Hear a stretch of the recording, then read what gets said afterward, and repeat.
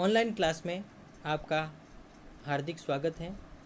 मैं प्रवीण कुमार चंदेल, सहायक आचार्य वनस्पति शास्त्र, राजकीय महाविद्यालय बाड़मेर। आज का जो हमारा टॉपिक है वो बीएससी पार्ट 3 के विद्यार्थियों के लिए है, जो उनके विषय वनस्पति शास्त्र के प्रथम प्रश्न पत्र पारिस्थितिकी एवं पर्यावरण जैविकी से संबंधित हैं। आज का जो हमारा टॉपिक है वो है आपके एनर्जी फ्लो, ऊर्जा का प्रवाह। इकोसिस्टम के अंदर, पारिस्थितिक तंत्र के अंदर ऊर्जा का प्रवाह किस प्रकार से होता है।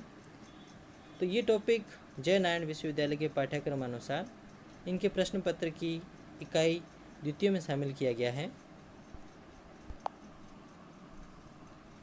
ऊर्जा प्रवाह, एनर्जी फ्लो, ऊर्जा की परिकल्पना, कॉन्सेप्ट ऑफ एनर्जी, कार्य करने की क्षमता को ऊर्जा कहते हैं।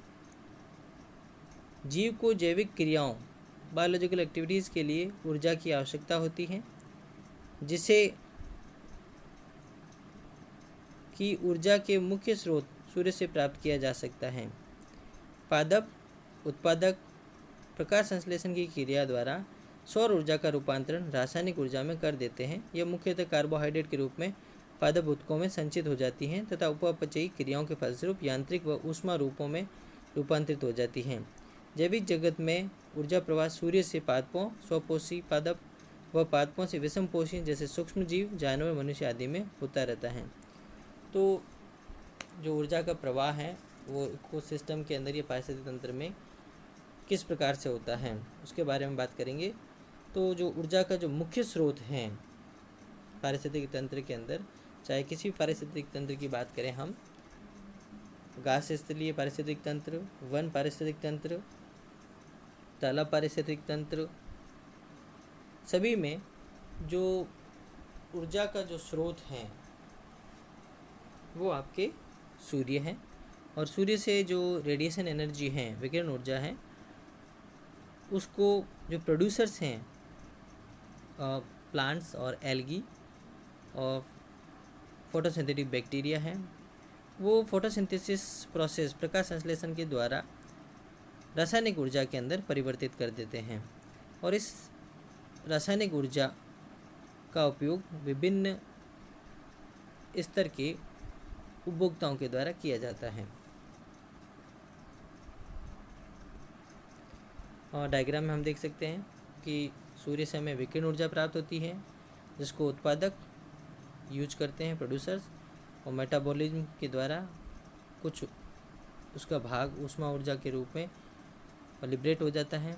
और जो रासायनिक ऊर्जा के रूप में इसके पादप ऊतकों में संचित रहता है वो उपभोक्ताओं के द्वारा ग्रहण कर लिया जाता है। उसमें मेटाबॉलिक क्रियाएं होती है। इसके अलावा उपभोक्ताओं में भी कुछ भाग ऊर्जा का ऊष्मा ऊर्जा के रूप में विकिरित हो जाता है, रेडिएट हो जाता है।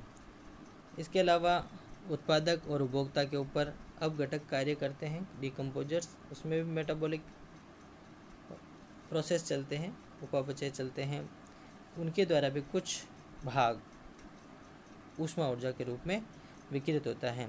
तो हम ये देखें कि किसी भी स्तर की बात करें, हम किसी भी पोषक स्तर पे चले जाएं, टॉपिक लेवल पे जाएं, तो ऊष्मा ऊर्जा का कुछ न कुछ भाग ऊष्मा के रूप में ह्रास होता है, विकिरित हो जाता है।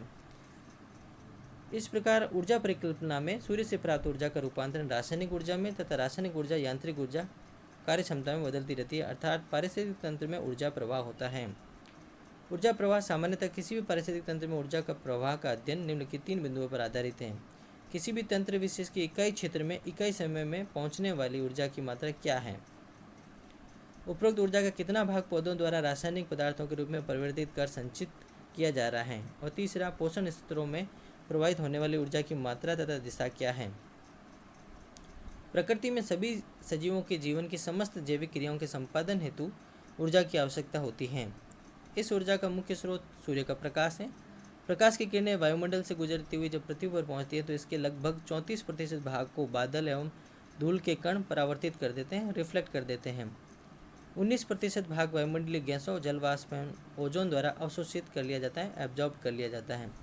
शेष 47% विकिरण ही पृथ्वी पर पहुंचते हैं। इस 47% विकिरण ऊर्जा का मात्र 1 से 5% ही हरे पौधे द्वारा रासायनिक ऊर्जा में परिवर्तन हो पाता है। शेष 42 से 46% विकिरणों का ऊष्मा के रूप में धरातल द्वारा, वनस्पति द्वारा या जल द्वारा अवशोषण कर लिया जाता है। पृथ्वी पर पहुंचने वाली ऊर्जा में दृश्यमान प्रकाश विजिबल लाइट से तरंगदैर्घ्य 390 नैनोमीटर से 760 नैनोमीटर 390 से 760 नैनोमीटर तक हैं। तो अवरक्त करने विकिरणें या इंफ्रारेड रेडिएशन की बात करें 760 nm से 1000 nm तक होती हैं। हरे पादपों के पर्णहरित विशेषतः पीले हम बात करें 430 से 470 एवं लाल प्रकाश 650 से 760 का अवशोषण कर इसे प्रकाश संश्लेषण द्वारा रासायनिक ऊर्जा या भोजन ऊर्जा में परिवर्तित कर देते हैं। यही रासायनिक ऊर्जा या भोजन पारिस्थितिक तंत्र में विद्यमान समस्त उपभोक्ताओं के लिए प्रयुक्त होता है। तो मैंने इसमें करेक्शन कर रखा है। नीले प्रकाश हैं आपके 430 से 470 और लाल प्रकाश हैं 650 से 760। तो ये आप इसमें चेंजेस चेक कर लेना जो मैंने कर दिए हैं। पारिस्थितिक तंत्र में ऊर्जा का प्रवाह, धारकता, रिटेंशन, रूपांतरण, ट्रांसफॉर्मेशन, अंतरिक्ष में प्रकीर्णन, डिसिपेशन, ऊष्मा गतिकी, थर्मोडायनामिक्स के नियमों के अनुसार होता है। ऊष्मा गति का प्रथम नियम है ऊर्जा के संरक्षण का नियम।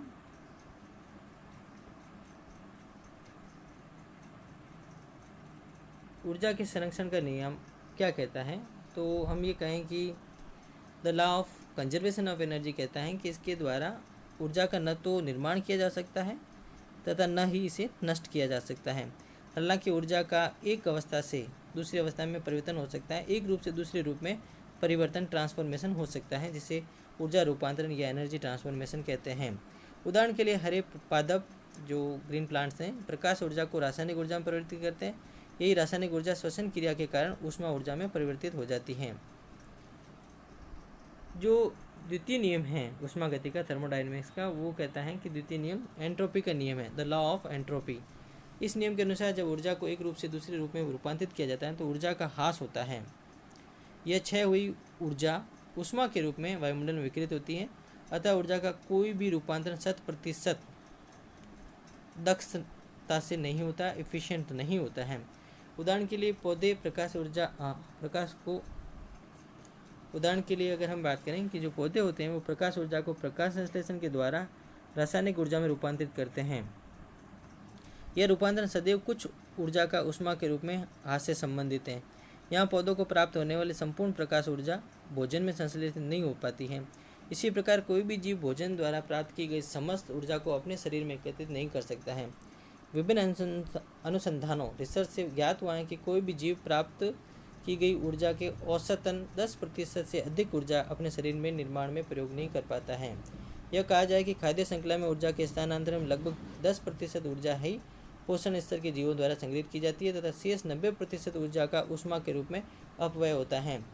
स्लोबोडकिन 1968 के अनुसार इसे 10% का नियम या पारिस्थितिकी दक्षांश का नियम, रूल ऑफ इकोलॉजिकल टेंथी कहते हैं। तो इस प्रकार से हम ऊर्जा के प्रवाह की बात कर सकते हैं। सूर्य से जो प्राप्त ऊर्जा का विभिन्न पोषण स्तरों पर ह्रास होता है। प्रत्येक स्तर पर लगभग 90% ऊर्जा का लॉस होता है। तो आप ये डायग्राम के अंदर देख सकते हैं अच्छी तरीके से कि सबसे पहले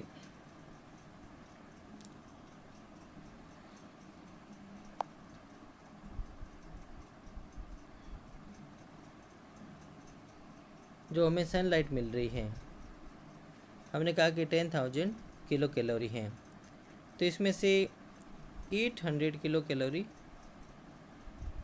रिफ्लेक्ट हो गई हैं और बाकी कितनी बची? इकोसिस्टम जो एब्जॉर्ब कर रहा है वो है 9,200, तो पारिस्थितिक तंत्र द्वारा अवशोषित होती हैं।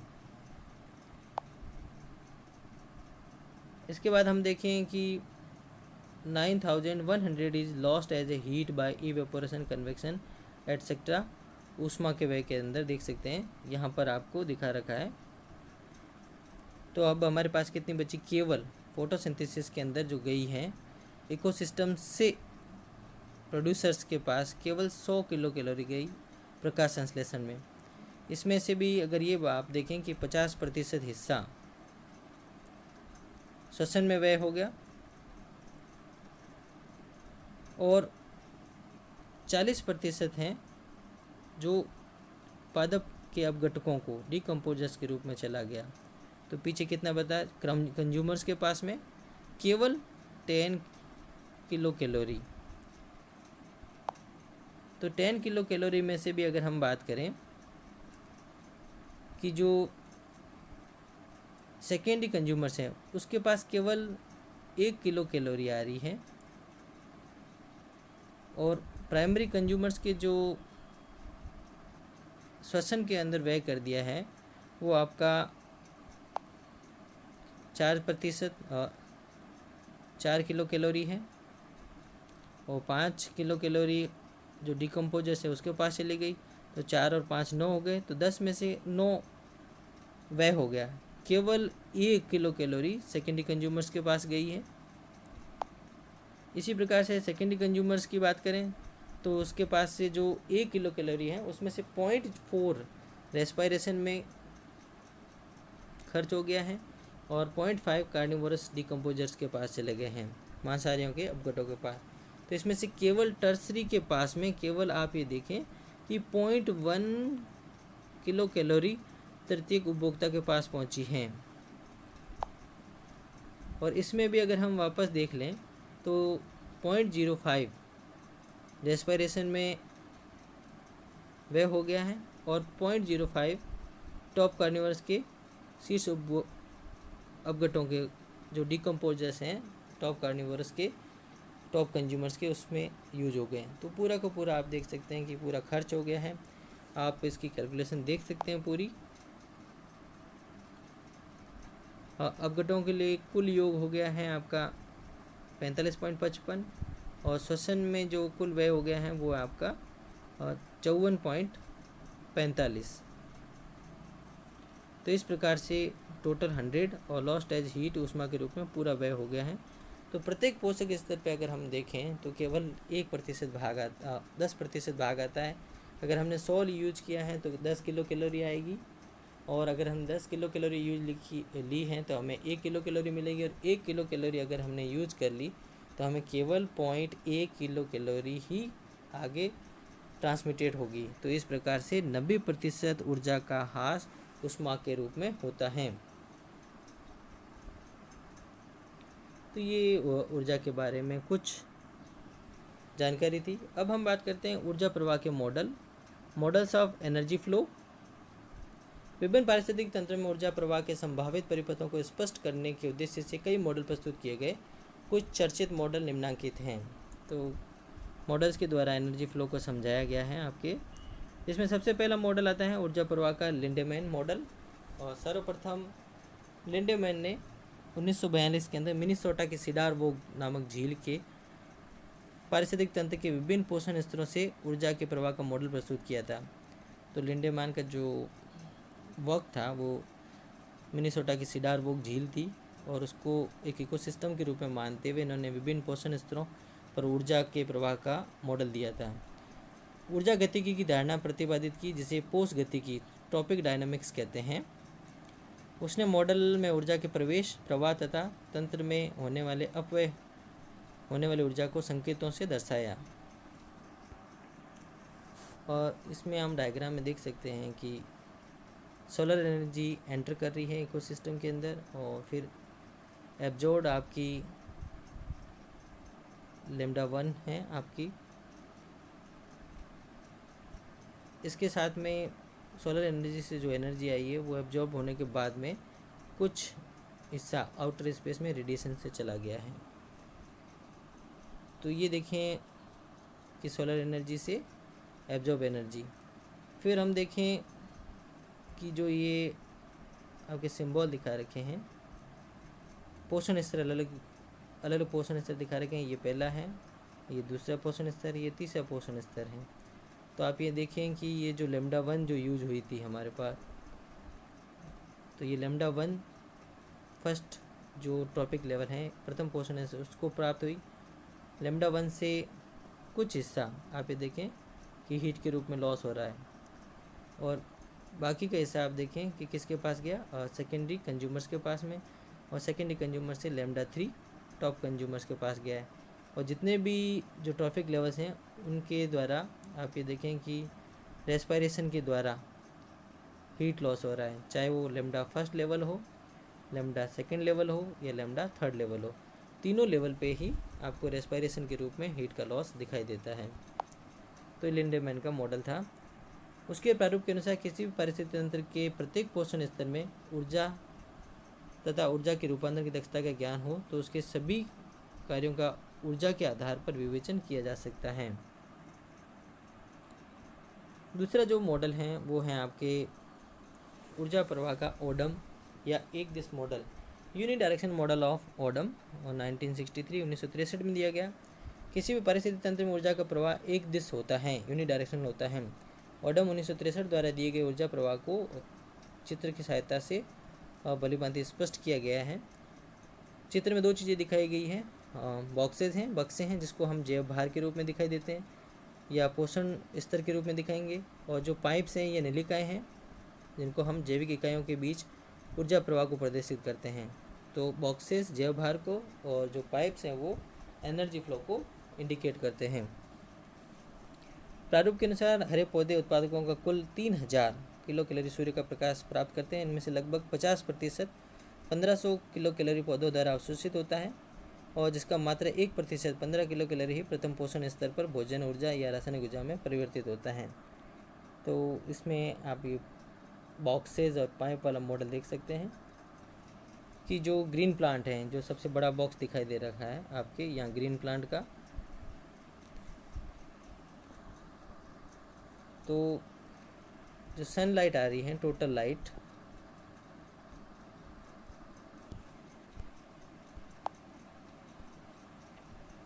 तो हम ये देख सकते हैं कि ग्रीन प्लांट क्या है, यहाँ प्रोड्यूसर है, और टॉपिक लेवल्स देख सकते हैं 1 है। तो ग्रीन प्लांट्स जो हैं वो प्रोड्यूसर या फर्स्ट टॉपिक पे हैं, टॉपिक लेवल। तो टोटल लाइट आ रही है आप देखें, और आई जिसको बोल रहे हैं हम, इसमें से जो एब्जॉर्ब लाइट है वो LA कहला रही है, वो 1500 है, और 3000 में से जो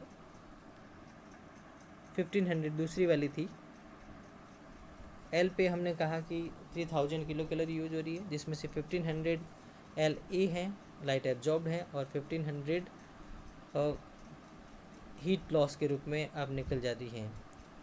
इसमें से 1500 में से अगर आप देखें PG या हम कहें और A संश्लेषण या एसिमिलेशन, तो इस जो हम ग्रीन प्लांट के लेवल की या बॉक्स की जैव भार की बात कर रहे हैं, इसमें से भी कुछ एनर्जी आप देखें रेस्पिरेशन के रूप में 15 किलो कैलोरी यूज हो रही है। और आप ये देखें कि जो ये बॉक्स हैं ये छोटे होते जा रहे हैं, मतलब जैव भार कम होता जा रहा है, और पाइप्स भी देखें आप तो पाइप्स का आकार भी कम होता जा रहा है, तो इसका मतलब एनर्जी फ्लो भी या ऊर्जा का प्रवाह कम होता जा रहा है। तो आप ये देखें कि PN जो नेट प्रोडक्टिविटी है और PG जो है ग्रॉस प्रोडक्टिविटी है। तो ग्रॉस प्रोडक्टिविटी में हम श्वसन के द्वारा जो हीट लॉस होता है उसको शामिल रखते हैं, और अगर हम श्वसन वाले जो हीट लॉस है उसको टोटल एसिमिलेशन या ग्रॉस प्रोडक्टिविटी में से घटा दें तो हमारे पास नेट प्राइमरी प्रोडक्टिविटी बचती है। तो PN आप देखें, इसके साथ में जैसे PN से अगर हम ये ग्रीन प्लांट से हर्बीवोरस जो ट्रॉपिक लेवल सेकंड पे जा रहे हैं, तो हम ये देखें कि जो एसिमिलेशन है वो कम होता जा रहा है, और इसके साथ में Na है नॉट एसिमिलेटेड है, और इसके साथ में फिर वापस ये देखें कि यहाँ पे भी आपको एक रेस्पिरेशन के अंदर हीट लॉस दिखाई दे रहा है। तो आपको जो 15 किलो कैलोरी मिल रही थी वो अब 1.5 पे आ गई है। तो प्राथमिक जो उपभोक्ता या हम कहें प्रोड्यूसर्स थे, वहाँ पर हम PN की बात कर रहे थे, वो PN कितनी थी 15, और अब P2 पे हम ये देखें वो हो गई 1.5, 10% कम हो गई इसका। और इसी तरीके से अगर हम बात करें कि नेक्स्ट लेवल पे जाते हैं कार्निवोरस वाले लेवल की बात करें तो यहाँ भी जब हर्बीवोरस से कार्निवोरस के बीच में जाते हैं तो NU है, नॉट यूटिलाइज एनर्जी है। इसके अलावा अगर उसी के लेवल पे देखें कार्निवोरस के तो Na है, नॉट एसिमुलेटेड एनर्जी है। इसके अलावा रेस्पिरेशन लॉस है, तो ये भी करीब आप देखें कि P3 लेवल पे केवल 0.3 एनर्जी ही स्टोर्ड हो रही है। तो आप ये देखें कि सनलाइट 3000 किलो कैलोरी मिला था, एब्जॉर्ब 1500 हुआ। जो प्राइमरी प्रोडक्टिविटी बनी आपके प्रोड्यूसर के ऊपर वो 15 किलो कैलोरी रही। और जो हर्बीवोरस हैं या हम कहें प्राइमरी कंज्यूमर्स हैं वहाँ पर 1.5 किलो कैलोरी, और कार्निवोरस हैं या हम कहें सेकेंडरी कंज्यूमर्स हैं वहाँ पर 0.3 किलो कैलोरी के रूप में ऊर्जा का प्रवाह देखा गया है। तो पारिस्थितिक तंत्र में यूनिडायरेक्शनल या ऊर्जा प्रवाह मॉडल देखा गया है। प्रथम श्रेणी के उपभोक्ता जो इन उत्पादकों को भोजन के रूप में प्रयोग करते हैं, ये अपने शरीर में केवल इसका 10% 1.5 किलो कैलोरी तथा मांसाहारी जो इन शाकाहारी भक्षण करते हैं केवल 0.15 किलो कैलोरी अर्थात 10% या कभी कभार 20% ऊर्जा का ही संग्रहण कर पाते हैं। अतः इस प्रारूप से यह स्पष्ट होता है कि उत्पादक पोषण स्तर पर प्राप्त उपलब्ध कुल ऊर्जा में से केवल कुछ, चित्रानुसार हम देखें 0.001% ऊर्जा का ही उपयोग सर्वोच्च स्तर में होता है, जबकि इसका अधिकांश भाग 99.099% अनुपयोगित व्यय हो जाता है। इस प्रकार ऊर्जा का प्रवाह में प्रत्येक पोषण स्तर 10% के नियम का पालन करते हैं। पोषण स्तरों में ऊर्जा के स्थानांतरण के दौरान लगभग 90% ऊर्जा का ऊष्मा के रूप में या अन्य उपापचय क्रिया के रूप में अपव्यय हो जाता है। यही कारण है कि भोजन श्रृंखला में कड़ियाँ अथवा स्तरों की संख्या अधिक नहीं होती है। हम ये देखें कि जो ट्रॉफिक लेवल्स हैं वो ज़्यादा नहीं होते हैं। जो जीव खाद्य श्रृंखला के प्रारंभिक बिंदु के समीप होता है उसे ऊर्जा की अधिक मात्रा प्राप्त होती है। एक छोटी खाद्य श्रृंखला अधिक संख्या में जीवों का पोषण कर सकती है। लंबी श्रृंखला के अंतिम सिरे पर कुछ ही जीव पोषित हो सकते हैं, क्योंकि 2 या 3 स्थानांतरण के पश्चात ऊर्जा की मात्रा बहुत ही कम हो रह जाती है। एक पोषण स्तर में से ऊर्जा का प्रभाव उस स्तर पर कुल संश्लेषण के बराबर होता है। कुल संश्लेषण उस स्तर पर जैव भार के उत्पादन एवं श्वसन में खर्च ऊर्जा योग के बराबर होता है। और एसिमुलेशन, कुल एसिमुलेशन या टोटल एसिमुलेशन है A बराबर P+R। P प्रोडक्शन है, R श्वसन में खर्च ऊर्जा है।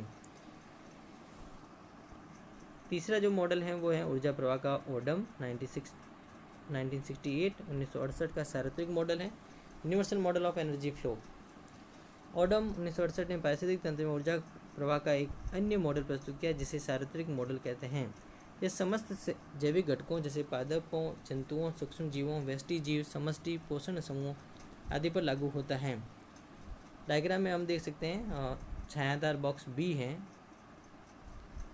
संबंधित घटक के जैव भार को तथा I कुल ऊर्जा प्राप्ति को दर्शाता है। दो चीज़ें हैं, B जैव भार है और I इसमें कुल ऊर्जा प्राप्ति या इनपुट को दर्शाता है, जो स्वपोषियों के लिए प्रकाश एवं विषम पोषियों के लिए कार्बनिक खाद्य होगा। दोनों में डिफरेंस देखते हैं। I स्वपोषियों के लिए प्रकाश है और विषम पोषियों के लिए कार्बनिक खाद्य है। पौधों में संश्लेषित भोजन एवं प्राणियों में पचाए गए भोजन को और डायग्राम में देखें A स्वांगीकारी या एसिमुलेशन में दर्शाया गया है। A का कुछ भाग श्वसन R में व्यय होता है तथा शेष भाग P प्रोडक्शन से कार्बनिक पदार्थों का निर्माण होता है, जो वृद्धि के काम आता है। P ऊर्जा में से कुछ भाग S संग्रहित स्टोर हो जाता है, जैसे पौधों में कंद एवं प्रकंद, बल्ब और राइजोम, ट्यूबर एंड राइजोम में संचित हो जाता है। एवं प्राणियों में वसा। A ऊर्जा का कुछ भाग E उत्सर्जन में बाहर निकाल देते हैं। तो एक ऊर्जा का कुछ भाग E उत्सर्जन में बाहर निकाल देते हैं, शेष भाग G जीवों की वृद्धि करके जैव भार बढ़ाता है। तो हम इस डायग्राम में देख सकते हैं, B उसका जैव भार है, I उसका इनपुट है, A एसिमुलेशन है, R रेस्पिरेशन है, P प्रोडक्टिविटी है, G इसमें ग्रॉस प्रोडक्टिविटी है, S इसमें कुछ भाग संचित हो जाता है, स्टोर्ड हो जाता है।